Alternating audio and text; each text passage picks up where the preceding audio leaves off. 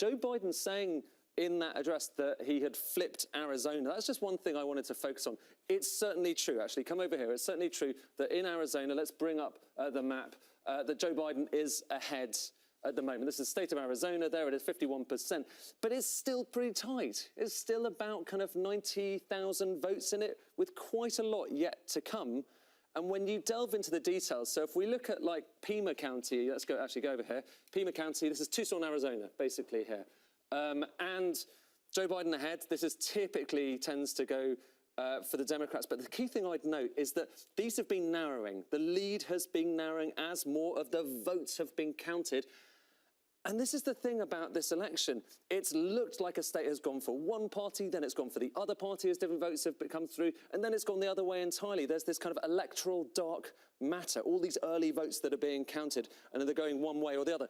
That was the case in Pima County, same thing in Maricopa. This is Phoenix, basically.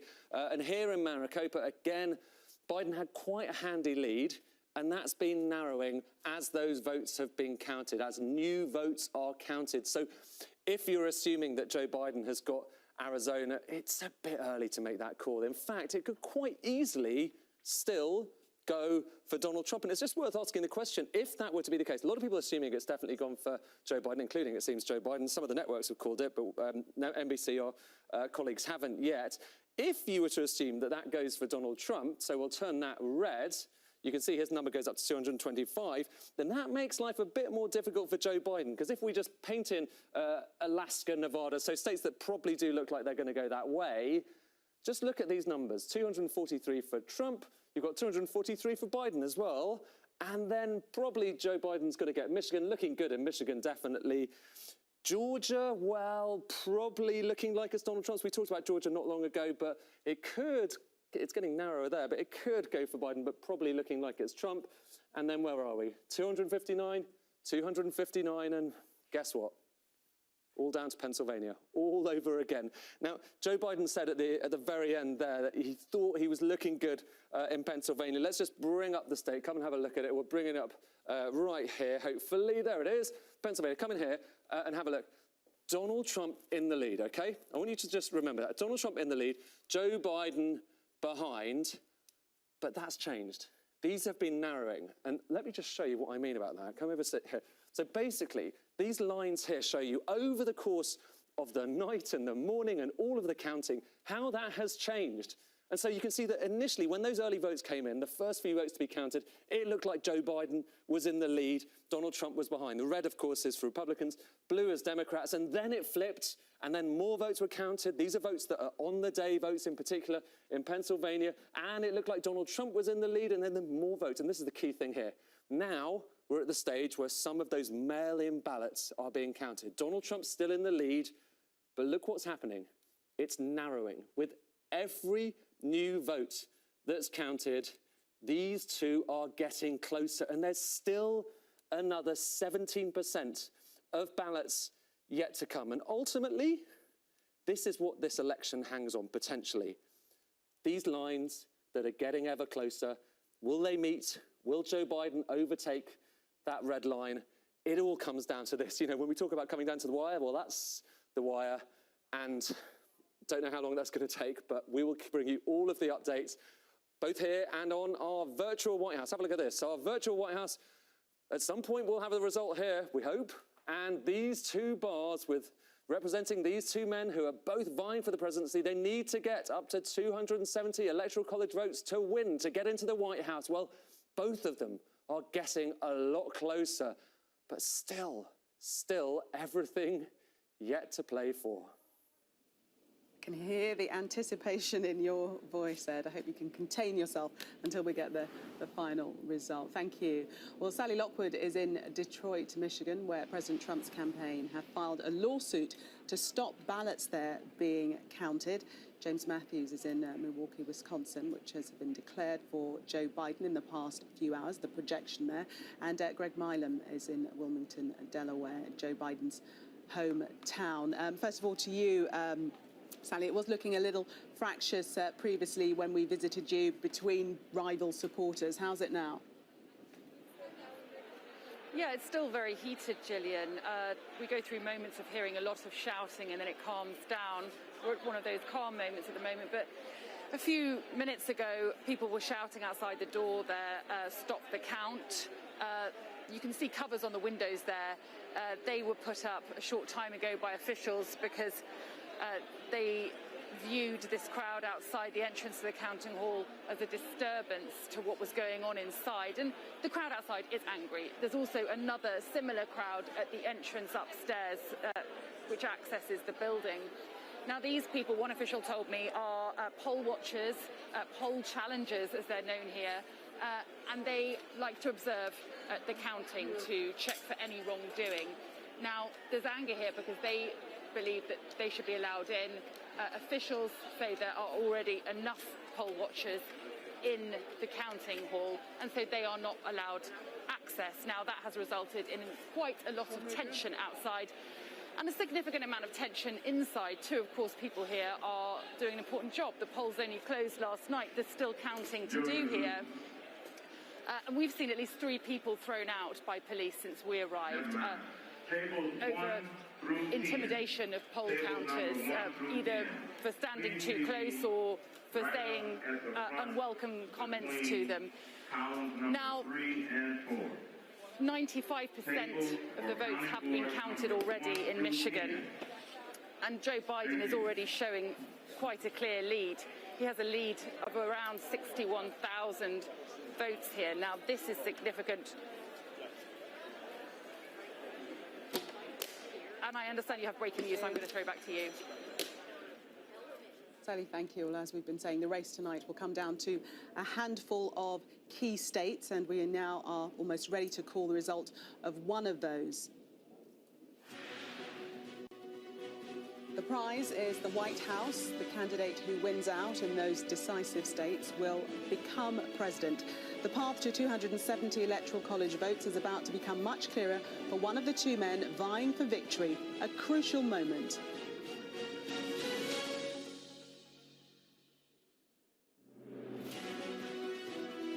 And Sky News is now projecting that Joe Biden will take the crucial state of Michigan, taking him closer to the White House.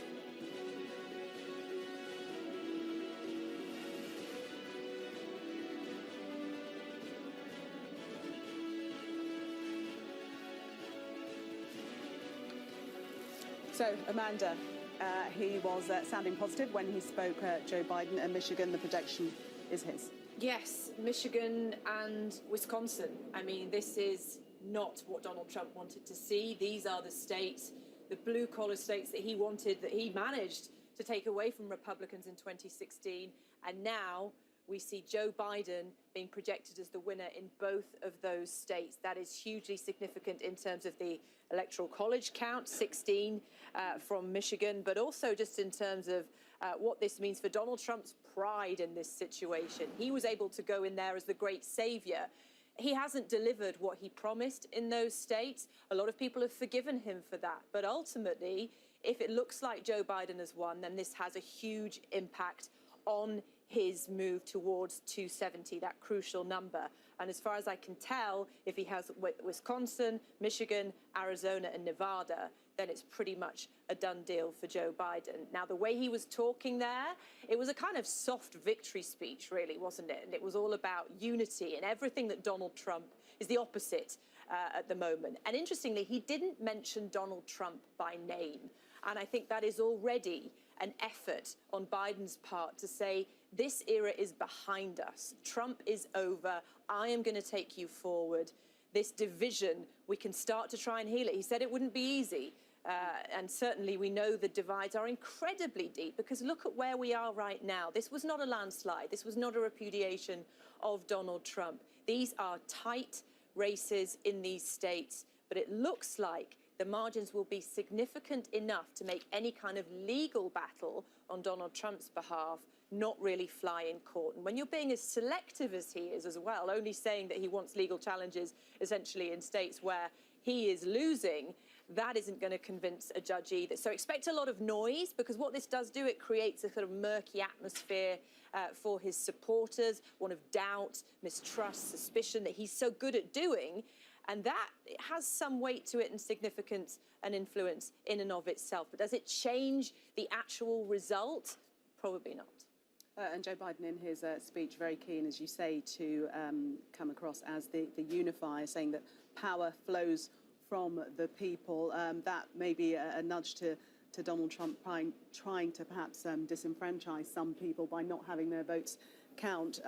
So very much saying that he's going to be the president for the entire United States, and there'll no longer be red states and blue states, but it will be the United States over which he will preside as president. So almost a victory speech without actually claiming the White House. Yeah, because he has to be careful. You know, we've got Donald Trump, who did declare victory in the early hours, and obviously that was completely inaccurate. Also said that everything was fraudulent and cast a lot of doubt on the whole election there. So what Joe Biden has tried to do throughout this election is take the moral high ground, be the one who is ethically minded, the one who is suggesting unity, not trying to tear people apart. So for him to have gone up there today and said, OK, it's game over, I know that there's still these votes to be counted, would not have chimed with the way that he's behaving. But the whole kind of the structure around that, the way that was all orchestrated, we saw the motorcade and Joe Biden comes up, you know, it created that sense of confidence and also looking very presidential, but not getting ahead of himself too much just yet and waiting for those confirmations from those states. But it looks like the inching that we've been doing is accelerating towards Joe Biden. OK, well, let's take you back now to Sally Lockwood in Detroit, in Michigan, and that projection there coming in for Joe Biden, Sally. Yeah, I mean, we did see that coming, didn't we? Because Joe Biden had a significant lead, and of course the remaining votes that were to be counted are in areas that favour the Democrats. Of course, Donald Trump took Michigan in 2016 by such a tiny margin of fewer than 11,000 votes, that to see Joe Biden with this lead of more than 60,000 votes, we could see that he had it in his grasp to take Michigan, which of course now is so important in his path to power with Michigan and Wisconsin. He no longer needs Pennsylvania to make it to the White House. Now, there's been a lot of tension here in the last few hours. There's quite a heated group outside the entrance hall to the counting area. Now, let me just introduce Matthew Seeley, who's a poll challenger for the Republican Party. Thank you so much for speaking to us, Matthew. Now, hopefully, Matthew can help make sense of this, because there's this crowd outside this door and then another one upstairs. They seem quite upset about not being allowed in. Can you help me understand why? Well, the rules say that both parties and the independent parties are allowed to have representatives, one at each table, count table, and then poll challengers at each table. And then we have lawyers and people that act as supervisors during this process. We have about a quarter of the people that we need to be able to be represented at each county station. And unfortunately, the way the rules work in Michigan is that if they complete the count before we have the opportunity to challenge some of the irregularities that we are seeing, basically the count is considered done, and then we go into a recount mode. Once we go into a recount mode, we can't change the original count of those particular precincts. Okay, so just to explain to the viewers here, so Matthew is what is called a poll challenger. And the people waiting outside trying to get in, who are getting quite upset, are also poll challengers, and they essentially come in to observe the counting, that everything is being done properly. Right. Now, what are you hearing about the number of people that are being allowed access? Because as I understand it, there are representatives from all parties here observing the counting. Well, the Democratic Party has actually more people than they need on the floor right now. Independents have, I'd say, about 25% of what they could have. Right. And Republicans have about 25% of what they could have. So, as you understand it, there aren't enough Republican poll challengers here to observe the counting? Well, I mean, it's not as I understand it, it's a fact. Are they being counted as they come in? Basically, they've locked the doors and they're not allowing more people to come in. So that's why they are upset and they're out there protesting, because they should be given the same access as everyone else, and they're not. Now, we've also seen at least 3 people being escorted out by police in the time that we've been here over accusations of intimidation. Right. to poll counters. What have you seen in that regard? I just think that, again, it's another tactic by the Democrats. They go and we had a lawyer ejected. They said he took off his mask. He never did. And that he was a threat for COVID. They had another person ejected because they said that they were disrupting the process by challenging a ballot that basically was based on the date of birth. The person was over 100 years old, but their date of registration would have put them at 21 years old. So something was irregular with the dating. So there's all kinds of things like that going on, and if we're not allowed to take a closer look at these irregularities, we're never going to be able to verify whether the count is authentic or not. So just lastly, what is your reaction to the fact that Michigan has now been called for Joe Biden? I don't believe it has been called, but we're projecting it will be a Joe Biden win. That's your projection, but I mean, last night going into this, President Trump had a 300,000 vote lead. So I'm watching them manufacture a lead, and we'd like to see our people in here to verify that this is an authentic vote. Okay, Matthew, thank you so much for your time today. I really appreciate it. Okay. Donald Trump has, the Trump campaign has filed a lawsuit in Michigan in the last few hours contesting the fact that they don't believe they've had full access to observe the counting here in Michigan. And let's see how that goes and where that goes. I mean, Joe Biden does have a significant lead here in comparison with the margin that Donald Trump had in 2016, but certainly very fractious here. Joe Biden, we heard, calling for unity a few moments ago. Well, here we are feeling anything but. Sally, thank you. Well, let's just show you the swing states now as we can see them. Colorado, 90% in. Wisconsin there, 10 electoral college votes. Apparent winner Biden. Florida, 29 electoral college votes. The previous results, you can see 2016 there. Iowa, Michigan, Minnesota and Ohio. So those electoral college votes to the all-elusive 270 to win, 253 for Biden and 214 for Donald Trump. And the further swing states there, Georgia, Nevada, North Carolina, Arizona and Pennsylvania, all too close to call. Well, that's it from Washington for the moment. We shall hand you back, though, now to Anna.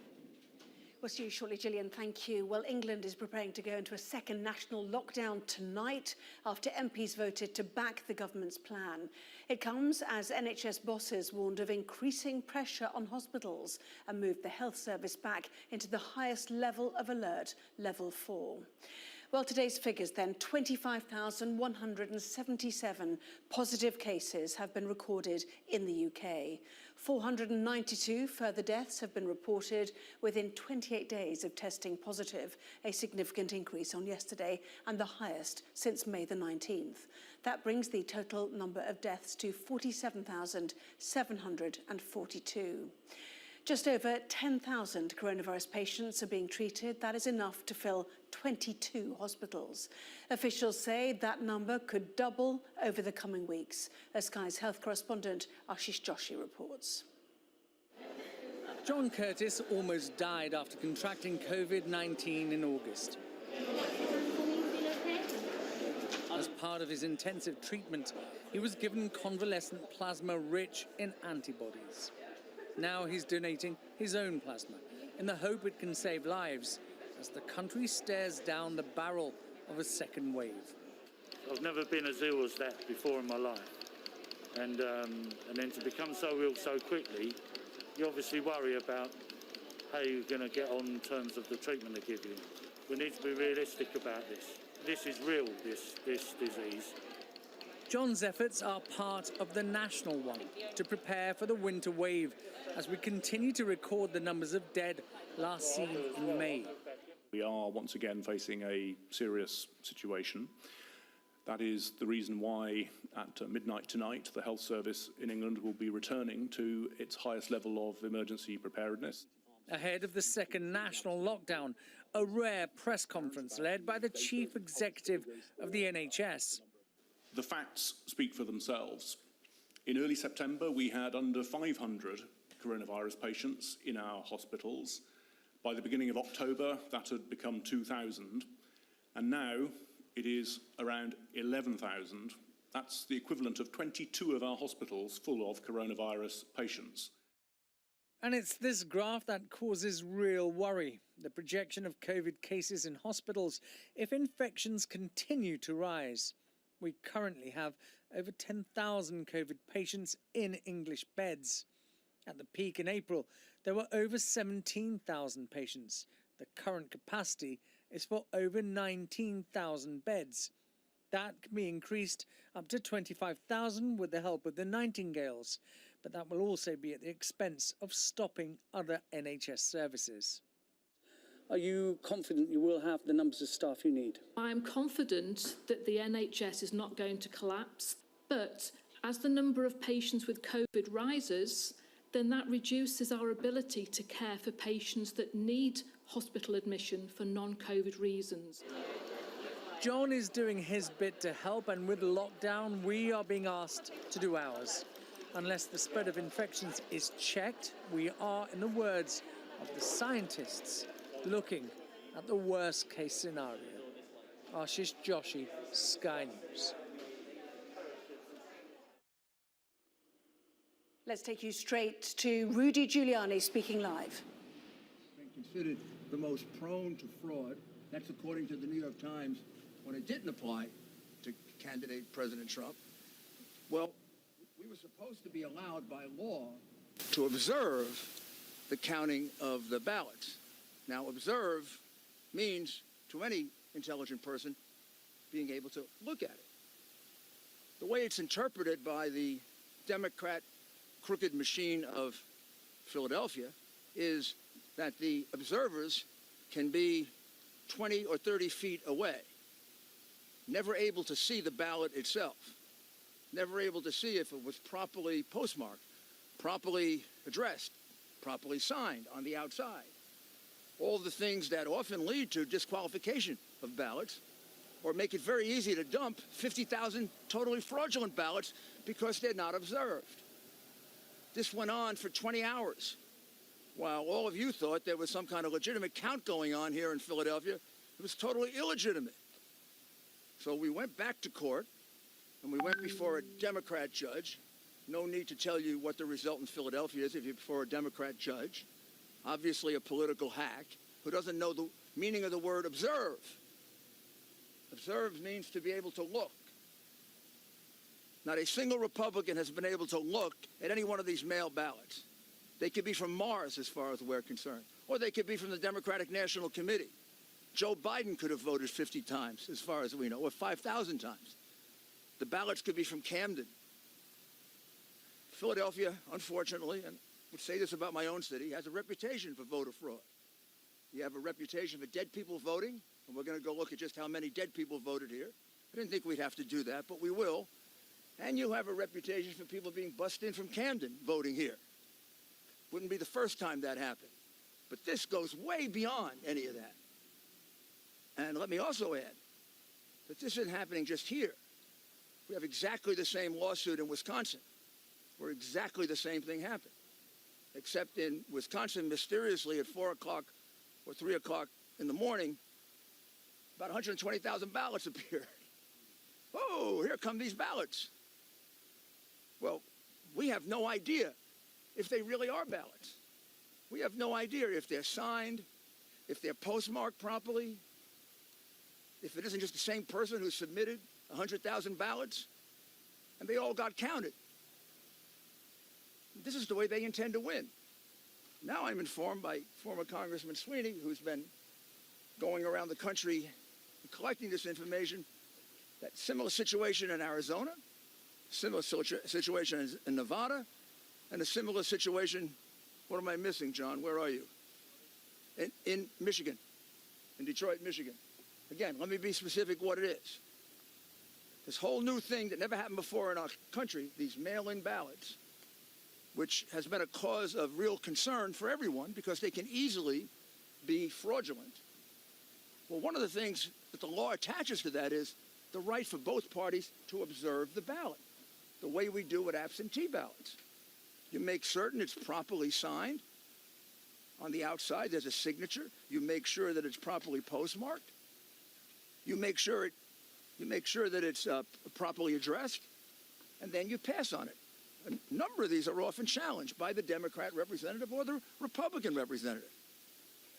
We never got a chance to look at a single one of them.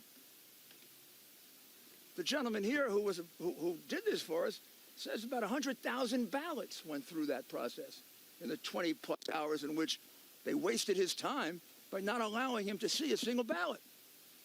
Well, that's 120,000 ballots that should just be taken out of the count. So you want to look at that number, that 120,000 should come out. And this is an area in which Biden is getting 60, 70% of the vote. I don't know if this is going on any other place, but it is going on in enough frequency in Wisconsin that we've brought suit, and now we'll have to look into 3 other places. What it says to me is this is a concerted effort of the crooks that run the Democrat Party. And you know these big city machines are crooked. You know that. 20 years, 30 years, 40 years, 50 years, 100 years of one-party rule leads to corruption of all kinds. Voter fraud is one of the biggest because that's how you keep your power. But we're not going to let them get away with it. They're not going to steal this election. This election gets decided by the people. These people, the elite, they don't care about the people. The people are the deplorables, the chumps. They're not important. To President Trump, he's the whole reason that he ran for office.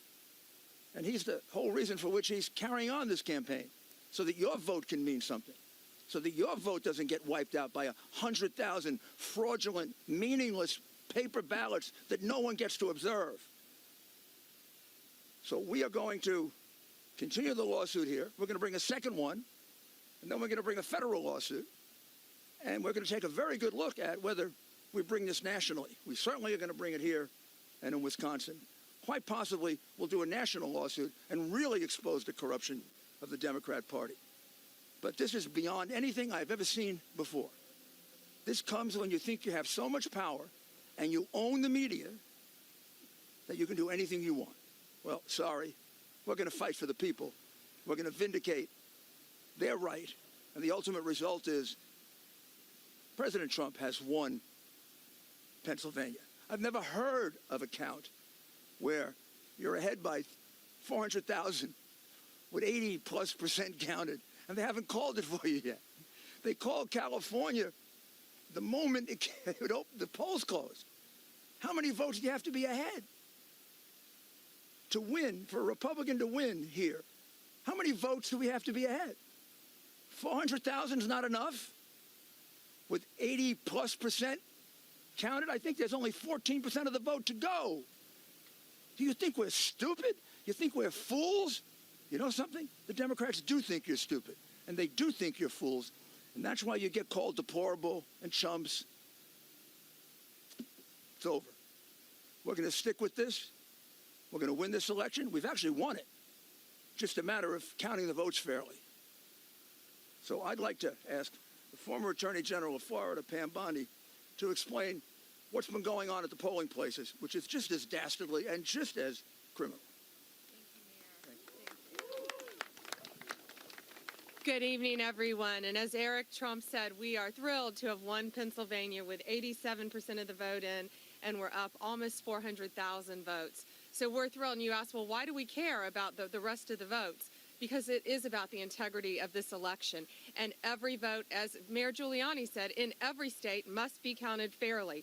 What we have seen, and we have a video of it that we will release to you, they put up, it looks like a police barricade all the way around the perimeter, and they are keeping our poll watchers back approximately 30 feet, at least 30 feet. You can judge for yourselves. They would not let them look any further. There is a gentleman there by the name of Seth Bluestein, who is an assistant to a city commissioner, and he is wearing a badge the size of a baseball. And as far as I know, he's not a sworn law enforcement officer.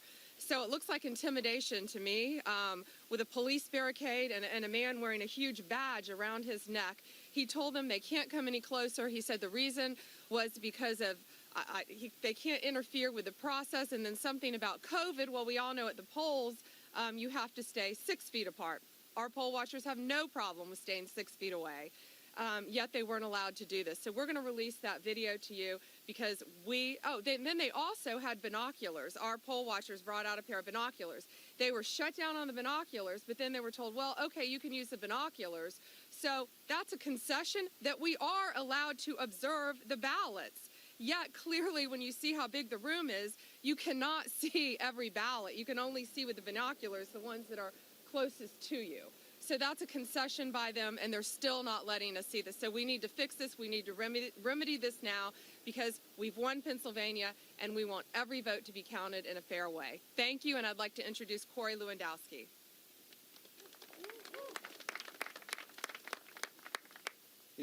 General Bondi and I will be here for the remainder until you all realize that President Trump has won this state.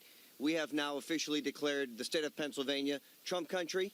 Until the last vote is counted, General Bondi and I will be here. I'm sure we'll be in constant communication with you. We will be releasing that video shortly, and we appreciate your time. There'll be no questions today. Thank you very much.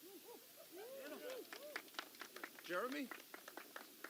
This is a gentleman, I'll have him introduce himself. This is a gentleman who volunteered 2 days of his time in order to do a civic duty and was obstructed in a horrible way by the crooked Democrat machine of Philadelphia, which really has been around so long.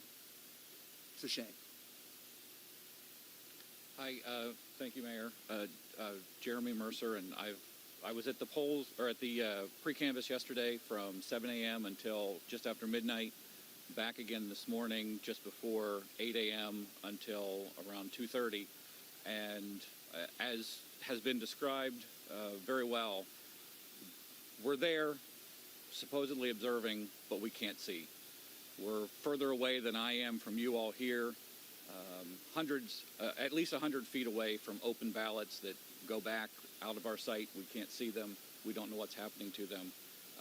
It's just, there's no way for us to meaningfully observe the process from where they have us. Tell us how many ballots approximately went through that process that you had no chance to observe? Based on the counts that we've heard, it's about 125,000, maybe more. Well, so that should be deducted from the count. Those are ballots that were counted in violation of the law without an observation. And since this is a novel procedure, this mail-in thing, observation is particularly important to satisfy the possibility that you can defraud. This isn't as if you come in and show an identification. So that's what we're going to be seeking here and in Wisconsin, and quite possibly nationally, if there's as much evidence in Arizona and Nevada and Michigan. No questions right now. Thank you. Thank you very much, guys. Really appreciate it. Thank you.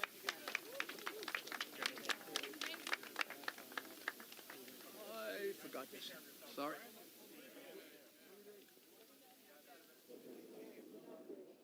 Okay, well, that ends that news conference being held by Eric Trump and Rudy Giuliani there. Some quite extraordinary claims being made by Rudy Giuliani there, Amanda. Yeah, it was a rant, wasn't it? And some very spurious claims of evidence of fraud involving votes from dead people, involving having not enough access in these polling stations.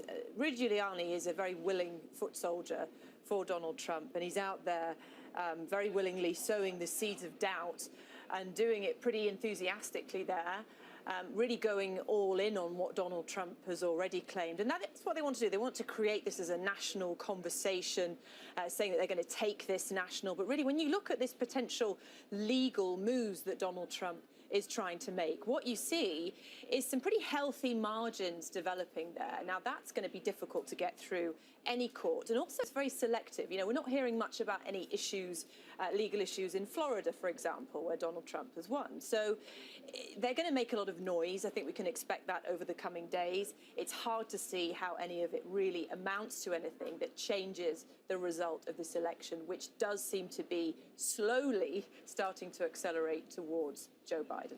But Rudy Giuliani saying that it's a stolen election, talking about voter fraud. They're not going to let them get away with it, and suggesting that there's this whole new thing that's never happened before, mail-in votes, which is incorrect. Yeah, I mean, this is not new, what we're hearing today. This has been for months, this talk about mail-in votes, because they know it's largely what Democrats are opting for.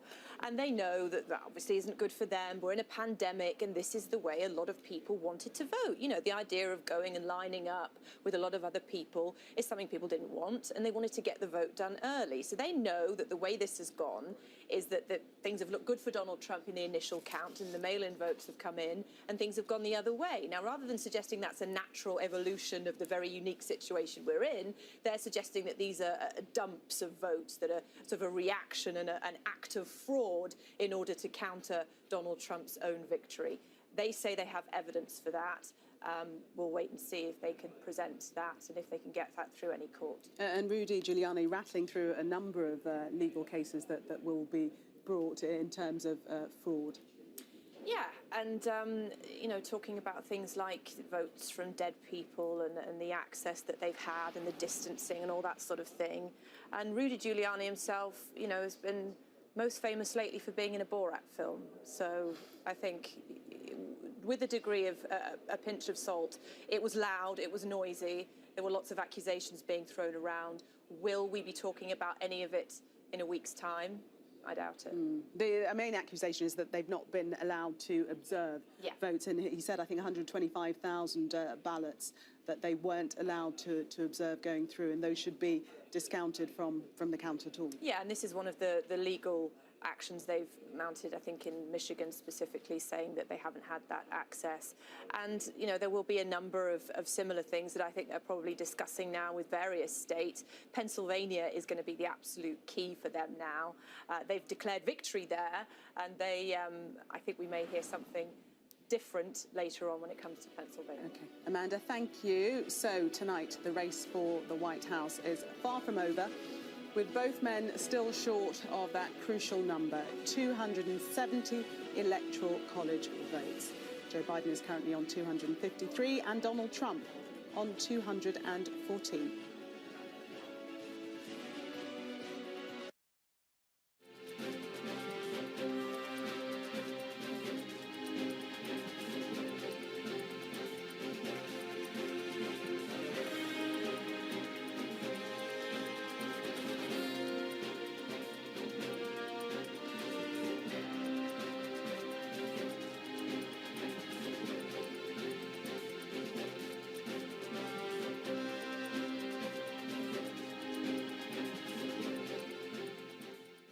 On November the 1st, 2006, 2 Russian agents released a deadly nuclear poison.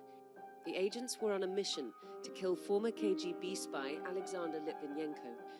But there was another man in the hotel bar that afternoon, and his life became intertwined with Alexander Litvinenko from that day forward. From Sky News' multi-award-winning podcast, Storycast, now comes Polonium and the Piano Player.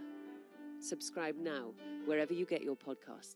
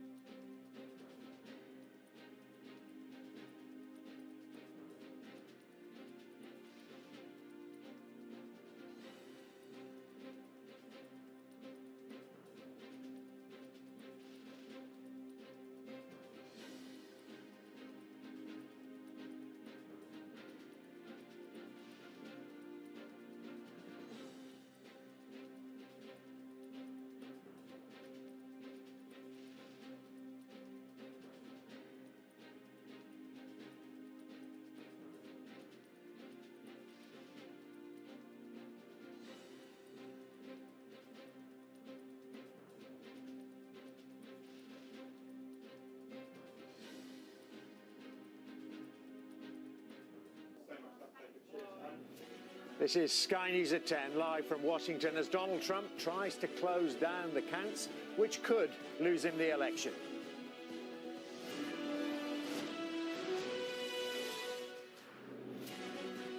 Every vote matters. The message from the challenger inching his way towards the White House. We, the people, will not be silenced. We, the people, will not be bullied. We, the people, will not surrender. My friends, I'm confident we'll emerge victorious. The president condemned for claiming fraud and that he's already won, now calling for recounts in crucial states. This is a major fraud in our nation. We want the law to be used in a proper manner. Can you give us any scale of when you think you'll be done, finished? We'll be done as soon as we're done. The votes are still being tallied across the Rust Belt region, again deciding this election just like 4 years before. Tonight, both Joe Biden and Donald Trump are still in the battle to reach or retain the White House. Also on Sky News at 10, the NHS returning to its highest emergency level as nearly 500 more people die from the virus in the UK. Shutting up shop until December, the lockdown across England now enshrined in law. A small chance of a vaccine before Christmas as GPs are told to prepare. And we'll take a look at tomorrow's front pages. That's coming up in the press preview at 10:45.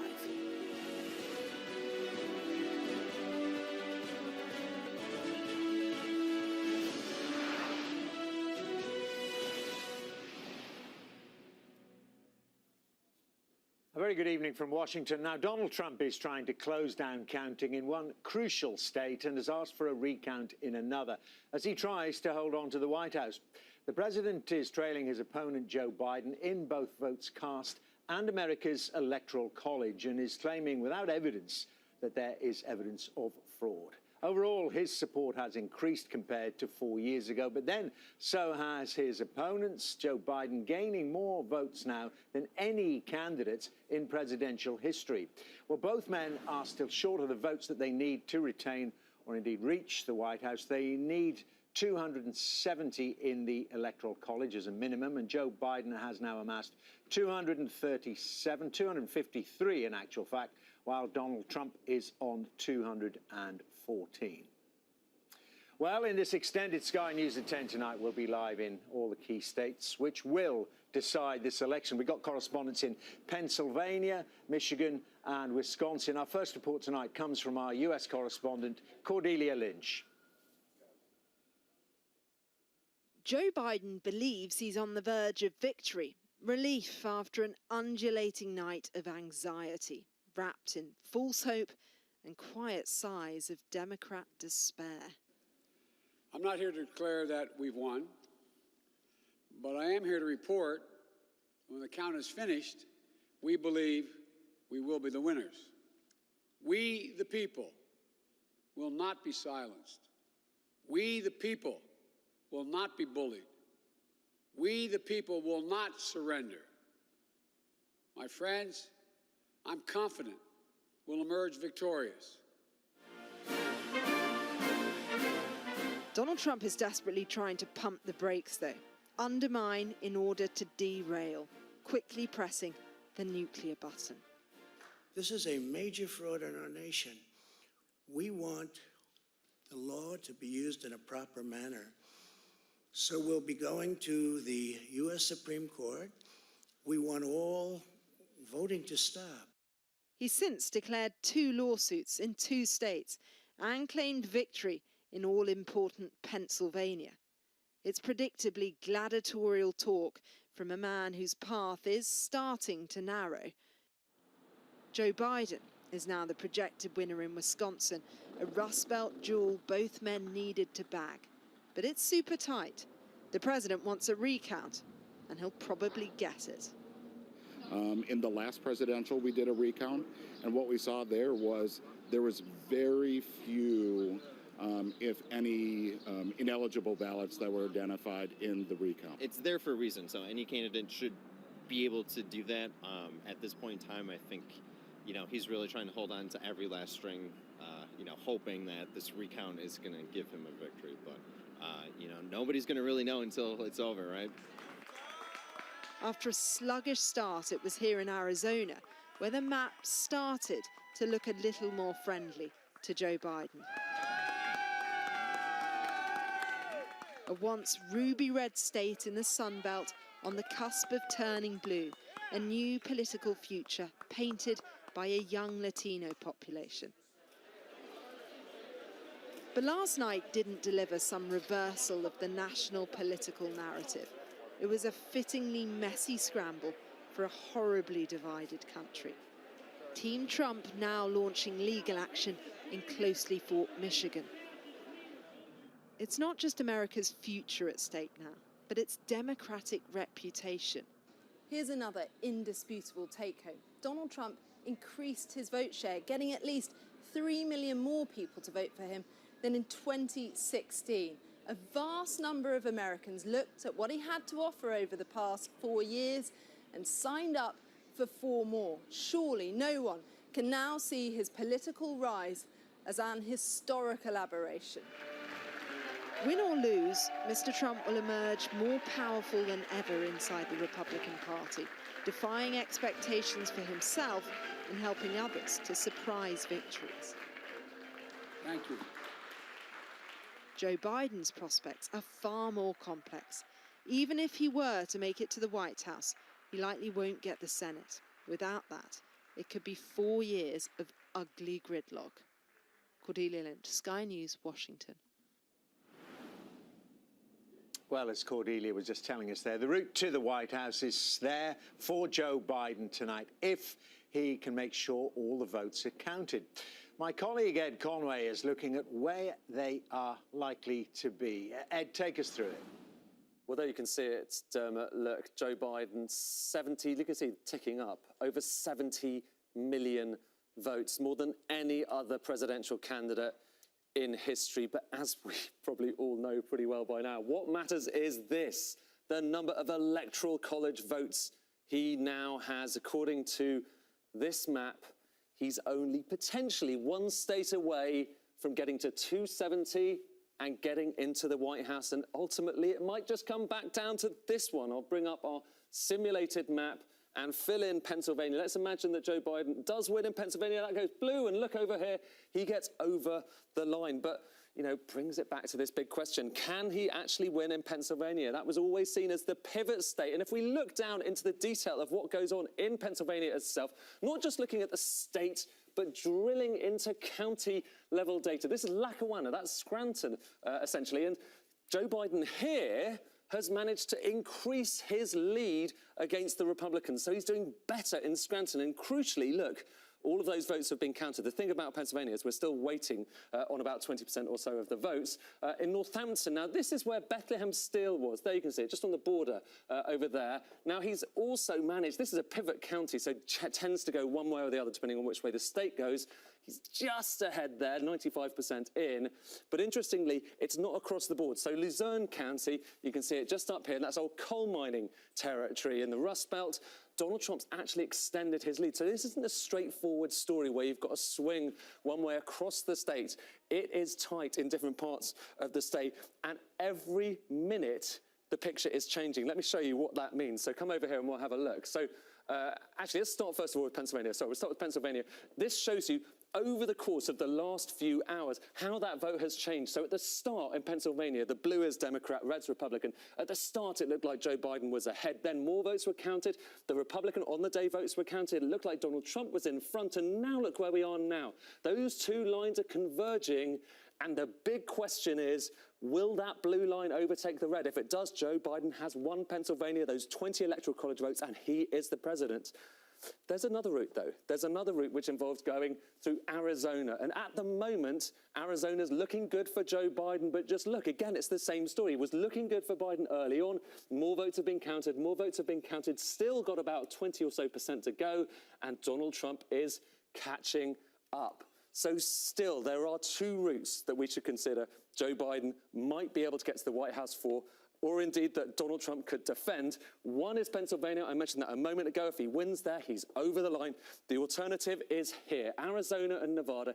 If he can pick them up, he doesn't need Pennsylvania. So if you turn those two states blue, there he is over the line. And that moment will mean he gets to the White House. Let's have a look at our virtual White House where we can see that race. Over here, look, there you can see those two bars. We've been tracking them over the past night, over the past day, and you can see they are getting closer. And look, Joe Biden, 253 Electoral College votes.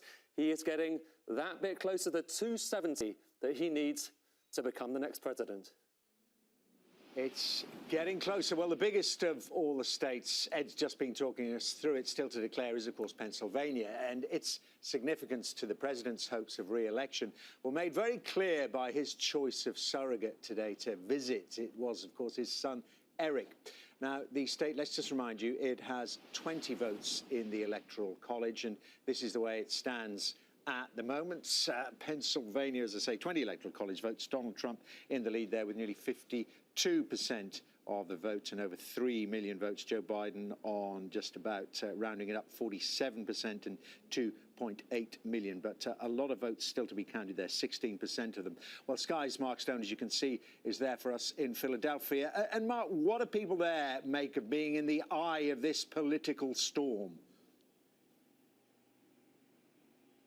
Well, I have to say, Dermot, it has been a truly extraordinary day here in Pennsylvania, right up until the last few moments. You mentioned Donald Trump's surrogate sent here, two of them, in fact, his son Eric and his lawyer Rudy Giuliani. A few moments ago, their private jet landed here at the airport. They got out, they came in an SUV here to this now empty car park, and they alleged fraud on a mass scale. They provided what they said was a witness, someone who had said that he had seen not fraud itself, but he and observers were not able to get into polling stations to be able to see that, what they alleged to be fraud, for themselves. That is the end of what has been a very, very strange day in this key state of Pennsylvania.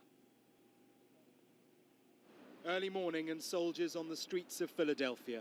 A precaution only. But this, the so-called Keystone State, did wake up to the news both feared and expected. Not just division and deadlock, but presidential allegations of fraud too.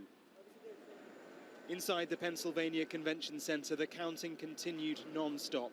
Hundreds of thousands of ballots to get through, including those legitimately cast by post in good time, yet illegitimate according to the president. In hasty news conferences, officials tried to ignore the noise from the White House. And we'll update the numbers. And they asked for patience. But can you give us any scale of when you think you'll be done, finished? We'll be done as soon as we're done. We want to make sure that every vote that is legitimately cast and is good, it gets counted. But within hours, the president's lawyers were in the city. Not a single Republican has been able to look at any one of these mail ballots. They could be from Mars, as far as we're concerned, or they could be from the Democratic National Committee. Joe Biden could have voted 50 times, as far as we know, or 5,000 times. Those at the coalface of the counts aren't hiding their contempt. Al Schmidt is the election commissioner for the city and a Republican. The president is already criticizing things and suggesting that any votes found at 4 a.m. in the morning shouldn't be counted. Counting votes cast on or before Election Day by eligible voters is not cheating. It's democracy. Well beyond the big cities, there are counties right across this state where the margin is razor thin. Any successful legal action that Donald Trump manages to take could have a profound effect. North out of Philadelphia is Bucks County. A third of the vote here was by mail. It's a figure replicated across the state, which legally has until Friday to count the ballots. Chris Fry was a Republican once, but a so-called never-Trumper. He basically said, stop counting the ballots now because I'm ahead. You know, that's not the way democracy works. But here's the divide. We don't want them to find any ballots at 4 o'clock in the morning. Yards away, Franco Federico believes the substantiated claims of fraud are true. But you believe him? I believe him. Yes, I do. I certainly do believe him. Obviously, he is fighting through because he's doing it for the better of this country. Across the state, across the country, so much political jeopardy lies ahead. Now, the key to all this, clearly, is evidence. Mr. Giuliani, Mr. Trump Jr., neither of them was able to provide any evidence tonight here in this car park. They say that they will in the coming days, and I think that is absolutely key. If they could provide evidence for the fraud that they are alleging, well, then that could change things. Dermot. OK, Mark, thank you very much indeed. Well, on that very issue, just in the last few minutes, the president, as is his nature, has tweeted, and this is what he has just said. As I say, it's on that issue. This is from President Trump. He says, "We have claimed for electoral vote purposes the Commonwealth of Pennsylvania," that's its formal name, "which won't allow legal observers, the state of Georgia as well, and the state of North Carolina, each one of which the president claims has a big Trump lead. Additionally, we hereby claim the state of Michigan, if in fact there was a large number of secretly dumped ballots, as has been widely reported." Another allegation there. So the president there tweeting that they are claiming, amongst others, the state of Pennsylvania. As you've seen there, a lot of legal challenges still to go on, plenty of them coming from the president's own side, and indeed a lot of counting. Also Georgia and North Carolina, and indeed Michigan, where he claims the Republicans are in the lead, but in actual fact, in terms of the counting, the Democrats are in front in Michigan, and it has been projected to go to Joe Biden, but the president thinking otherwise. Well, Mark Stone was mentioning the potential legal action there, and the Trump campaign's recourse to recounts and potentially those courts may be uncomfortable for Joe Biden, but it's also legal as well. As we're seeing, the result is so close in some states that the campaigns will file lawsuits contesting the result. There have already been hundreds filed just challenging the counting deadlines, and hundreds filed before voting took place. Some states initiate an automatic recount if the margin is considered too close, but candidates can also ask for a recount, as the Trump campaign are doing in Wisconsin. Every state must appoint their electors to the Electoral College by December the 8th, but if they miss that deadline, state litigation could be appealed all the way, as the president has again said, all the way up to the US Supreme Court. And now that Donald Trump's judicial nominee, Amy Coney Barrett, has been approved as a justice on that Supreme Court, 6 out of those 9 justices are Republican appointed, and 3 of them by Donald Trump himself, which of course could be something of an advantage to the president. Well, it's a very different situation to that Democrats hoped for when the evening began just 24 hours ago, when they dreamed of a landslide and taking unlikely states like Texas. In Joe Biden's adopted home state of Delaware, which of course he won, we found people down but not despondent. Our US correspondent Greg Milam reports from Wilmington. Wilmington in Delaware thought it would wake up to news it had sent its first ever president to the White House. Like the rest of the country, it instead found uncertainty and Joe Biden in a state of suspended animation. The former vice president's stage is still set, but the party they hoped would play out here never materialized, and Democrats are wondering what election night has told them. No landslide, but here they still have faith in Joe. I was absolutely hoping for a landslide and for a repudiation of Trump and what he stands for, and it was very disappointing that to know that approximately half the people in the country aren't willing to push back against what the kind of leader he is and the kind of things he stands for. You still have faith in Joe Biden, though? I do. I'm very optimistic. I think we have to be at this point, and I feel disappointed in our country because I think I was really expecting things to be different yesterday, and I think it's quite sad, actually. But I'm still very hopeful that Biden is going to bring it home today. Wilmington was pro-Biden. You know, Delaware's pro-Biden. He's been at it for a long time now, 47 years. And we'll see what happens. Biden had spent some of his final campaign moments at his childhood home in Scranton in Pennsylvania, writing a message on the wall, "From this house to the White House, with the grace of God," it said. It suggested a confidence in his campaign about this result. I think a lot of Democrats thought that would be a slam dunk for at least at the national level in polling, even though they knew the battleground states would be tough, as we were seeing. it's been less clear that Americans have a singular, agreed opinion of Donald Trump. Biden's campaign say his relentless focus on that so-called blue wall of Pennsylvania, Michigan and Wisconsin was always ultimately the key to the White House. This is where Joe Biden accepted the Democrat nomination back in the summer and where he thought he'd be acclaimed the winner last night. It could still happen, of course, but it's clear the picture of America's future that he and his campaign foresaw doesn't yet exist. The fireworks they planned here never got off the ground last night. The political ones are now a feature of modern America, and that won't change whoever's president. Greg Milam, Sky News, Wilmington in Delaware. Now, one of the reasons why the Democrats didn't defeat Donald Trump in the way that many had predicted on the Democrat side was a surge in Latino support for the president in a key battleground state. Florida backs Donald Trump by nearly 400,000 votes, more than his opponent. And one of the reasons for that can be found in its best-known city. Siobhan Robbins reports from the Miami neighborhood known as Little Havana.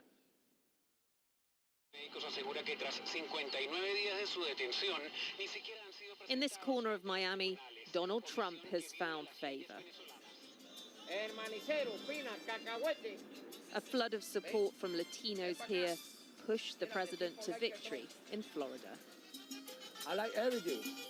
How he think, how he do, you know. I think he's all right. I think he's good people for the community. And why don't you like Joe Biden? Joe Biden, for me, he's too weak.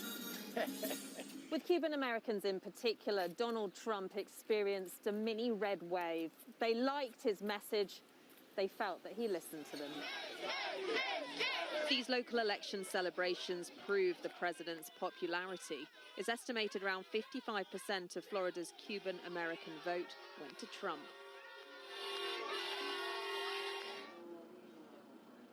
Many residents settled here in Little Havana after escaping communist regimes. Jose Santana's family fled here when he was 3. Tom is a little more stronger. I believe there's a stronger view towards dictators. He's trying to end communism around the country, which are our neighbor. You see the 3 stripes? Basically, it's a Cuban flag. Across the street, Johnny Big Papa Carducha is even clearer. They think that Joe Biden is a socialism. Trump's false portrayal of Joe Biden as a left-wing extremist has seeped in here, eroding trust in Democrats, sowing doubt in the election process. Donald Trump is saying that fraud could have been involved in the election. He might take it all the way to the Supreme Court. Would you back him to the end? Yes, I will. Yes, I will. To the Supreme Court? To the Supreme Court. You know what? If we're going to go to the Supreme Court, it probably could take another, I don't know, maybe December. Who knows? But you'll fight with him? Yeah. A legal challenge by Donald Trump could still spark a popular one. His base here and across the country is clear. It's got his back. Siobhan Robbins, Sky News, Florida. Well then, Florida may be well settled, but 7 states, as we've been reporting, are not yet tonight. I'll speak to correspondents in 3 of the critical ones right now. Well, they're all critical, but Sally Lockwood is in Detroit in Michigan, James Matthews in Milwaukee, Wisconsin, and Helen Ann Smith is in Phoenix, Arizona. Well, let's go to Sally first there in Michigan. And the president's tweeting tonight that he's claiming Michigan for the Republicans. Yeah, extraordinary stuff. Really, Joe Biden's lead here is insurmountable for Donald Trump. He took Michigan by fewer than 11,000 votes in 2016, and Joe Biden's lead is already around 67,000 votes, far greater than that of Donald Trump. And as that lead has grown here throughout the day, so has the tension and heat. There's been a crowd gathered outside the door behind me demanding to come in. It's calmed down at the moment. And there is a sense here that people who've been here to monitor the counting, poll watchers as they're known, they feel that they haven't had enough access to the room. There are representatives from all parties here watching the poll counting, and we've seen at least 3 people escorted out by police over accusations of intimidating those vote counters. Now, the Trump campaign has filed a lawsuit in Michigan this afternoon alleging that they haven't had enough access to monitor the counting. Now, that legal action today certainly has seemed to inflame tensions here. And what we're seeing now, despite this clear lead by Joe Biden in a state that could certainly be a very key one in his path to power, we're seeing intense division and a sense of distrust, that distrust that we feared following the election result. Sally, thank you very much indeed. Let's go to James Matthews then. James, well, a recount, is it going to happen? Probably, yeah, because they are entitled to, Dermot, Team Trump, because they are within 1% of the winning candidate. An aggrieved second-place candidate can request a recount, and that will happen. The Team Trump have said that's what they are going to proceed with. According to the Electoral Commission, there have been no filings yet. There has been a robust response, I might say, to talk of a recount. The Biden camp are calling it pathetic. The Democrat Attorney General for Wisconsin, he's pointed out today that they have had tight results here before, and so they have had recounts, but never one to turn round the Biden majority as it stands at the moment, 20,000 votes. And he said pointedly, look, we had a recount 4 years ago, and it was a candidate who benefited from a robust, safe and secure system, and that was Donald Trump. So we'll see if Trump feels the benefit of what he plans. What we will almost certainly have as a guarantee, though, is delay. Wisconsin's Electoral Commission is talking about a process that could last into the first week of December. A month's a long time in politics, Dermot. It's even longer in the context of this election. A day's been a long time, James. Thanks for that. Let's go to Helen Ann Smith in Phoenix, Arizona. And Helen Ann, any indications, any idea when we might get a result from Arizona?